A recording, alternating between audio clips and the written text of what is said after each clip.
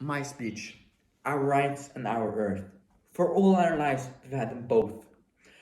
But do we really know them? We mix them around, throw them around, and base them on anything. But what are they really? Nowadays, we seem to forget the blood that was shed. We forget the words you can change in defense of our rights. We forget the threats that are made and the threats that are made now. We are bored by politics, even though it matters immensely. And we believe everything that comes out of our phone in our hand. But what has changed? I do not know. But there is one thing that is certain, and that is the world has changed and it will continue to change as long as it is here.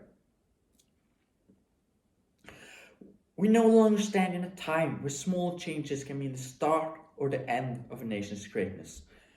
Things are no longer decided by the important anymore. It does not really matter whether or not we invent something. It does not matter who they fight for or when they fight.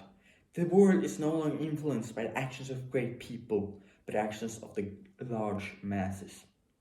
With this change, we have lost our old spirit of cooperation and sacrifice for our countries and our earth. We are still willing to sacrifice, but what we are sacrificing is the earth. And I can't say anything other than that it's a shameful thing. We can't be proud of sacrificing the earth, especially when it's to the benefits of the few and not to the benefit of the many. We have lost the meaning of the words John F. Kennedy once said. Ask not what a country can do for you, but what you can do for the country.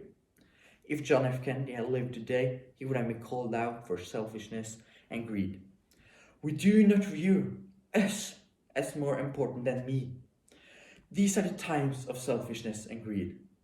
Gone are the days of selfless sacrifices for the betterment of our society and our world. The internet could have been one of the things that brought intellectuality and sacrifices to the top of everything, but lo and behold, it has not.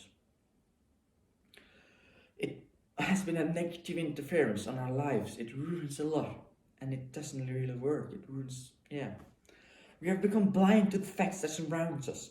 The stairs that we thought we made with the internet are too long. We only see the sky and the blue horizon normally. We do not see the dirt that lies on the ground. We need a magnifying glass to see it, and it's exhausting.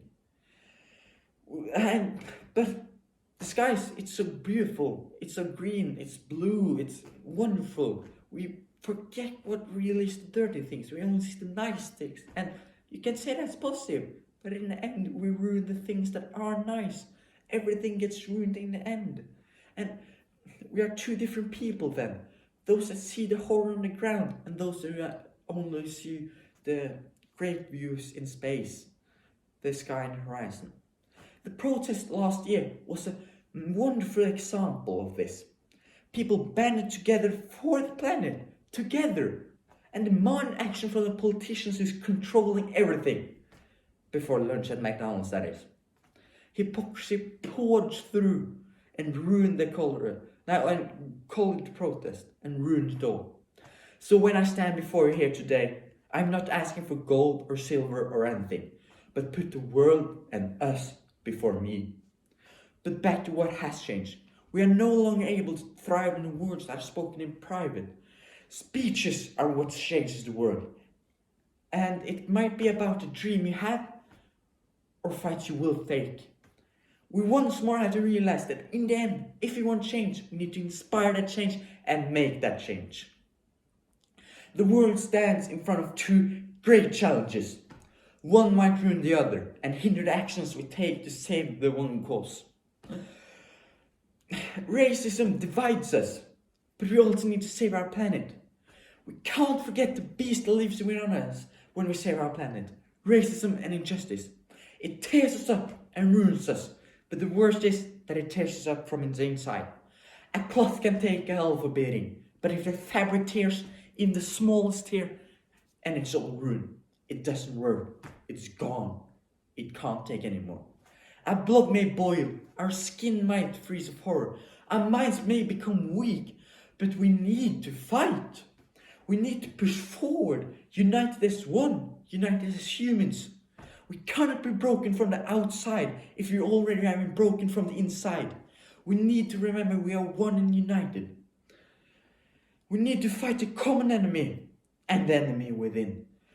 And there's the problem. We are easy to motivate when you can spot problems. But when the problem is us, we are unable to see the problems we are creating ourselves. We ruin everything. We need to come together. Because in the end, we aren't white, black, green, yellow, whatever. You can be whatever you want. In the end, we're sacks of meat and blood held together by some skin and some bones holding us together.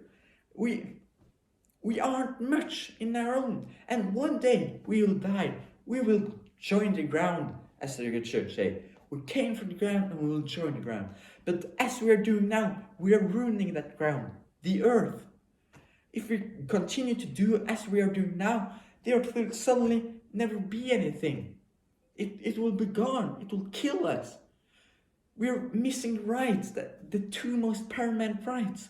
The rights to a life and rights to escape injustice and racism and differential treatment based on nothing else than not your actions. Your actions are what matters, and our action is saving the earth.